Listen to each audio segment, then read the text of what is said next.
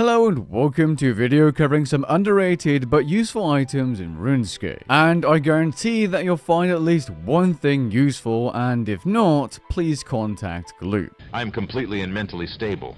So whenever you're ready, grab your cup of tea, sit back, relax, and enjoy. The Fairy Ring teleportation system is something every player should be using to their advantage when they can to save themselves some travel time. The system is unlocked after the Fairy Tale Part 2 quest, which is improved upon by you no longer requiring a Journeyman staff to use the system after the Fairy Tale Part 3 quest. Usually, players will try to access a Fairy Ring location by walking to another one nearby, such as the one near the Anil Lodestone, or using the Cape of Legends teleport. However, for those inventors out there, you can make a portable Fairy Ring item at level 90 for invention. This device will allow you to easily teleport to any Fairy Ring location from your inventory without any hassle. This is especially useful if you want to quickly grab your Stone of Jazz buff for, let's say, some God Rush dungeon farming. Next, we have another underrated item, except this time it's a divination item. It's called the Locator, and there's an inferior, poor, good, and superior version of it. This item comes into view for players that may not yet have the elite skilling outfits and want to teleport to certain gathering skill locations for the woodcutting and mining skill, albeit randomly, quickly. You can make these items using divination energy and a certain type of divine location. Now, we are on the topic of teleportation items, and I think the next one is underrated. So underrated, in fact, I don't think I've ever seen or heard a player talking about it. If you hate cluttering up your bank with various types of teleportation jewelry with different amounts of charges, you might want to consider using a teleportation compactor. This item, while requiring level 110 invention, yes, quite a high requirement, allows you to compact or combine up to 20 fully charged pieces of jewelry. What this means is that you can simply have one game's necklace or one ring of dueling in your bank for the foreseeable future. Now, I'm sure there's plenty of you watching that look at the price of a Noxious Scythe and think, damn, that is expensive. What if I told you you could get the exact same melee damage except better at a fraction of the price?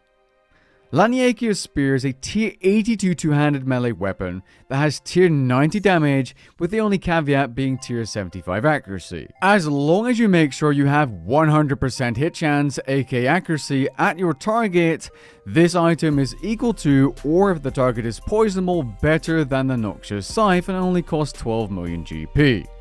You can turn on target information under settings, gameplay, combat and action bar, targeting, and then tick off the show target information box. Generally speaking, this item is mainly going to be used for Slayer and not for bossing, as bosses have very high defense, so it's hard to get 100% accuracy with a weapon that only has tier 75 accuracy. If you ever find yourself struggling to take on dragons during a Slayer task, whether that's regular gemstone or even boss dragons such as the Queen Black Dragon, you might want to pick up the Dragon Slayer Glove. This item gives you 15% more Slayer experience and 10% accuracy when slaying dragons during a dragon's task. This is a major buff, but getting this item requires 100 Thaler, the general minigame currency, or 200 Fist of Guthix tokens. Now, I wouldn't really go out of my way to get Fist of Guthix tokens, but if you've already done a couple of minigames during a spotlight, the time at which it's best to obtain Thaler, you could consider picking these up.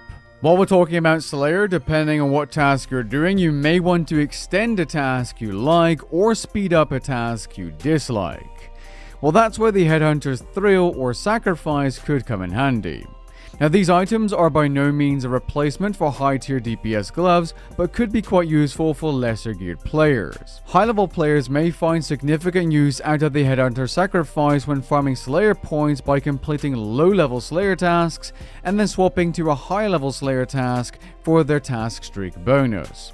This is a method I've covered in detail in a separate guide, which I'll link below. Now, it's been a while since Anachronia has released, and yet its totem system is still useful. By doing activities on Anachronia, you're able to obtain totem pieces, which can be placed in a totem bag if you'd like. If you lost this bag, you can reclaim it at this NPC near the lodestone, by the way. Now, I foolishly discarded a bunch of these totem pieces in the past because I forgot a totem bag existed, but completing and charging some of these totems weekly can provide benefits such as an increased familiar duration, or a cooldown reduction, clue steps required per clue reduction, and even the need to get 40 kill count for Gerardo, Krill, Zoyana, and Kriara, so the God Rush Dungeon 1 bosses.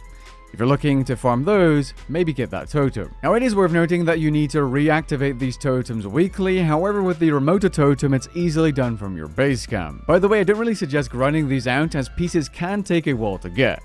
It's better to tame them passively if possible. A thank you to a player named Satei for providing me footage of the remoter totem, because I just can't seem to get that final piece either. If you ever need to remove your aggression potion's effect for reasons like you using the more advanced Slayer Master and not wanting to get necked by elves, drink a cup of tea.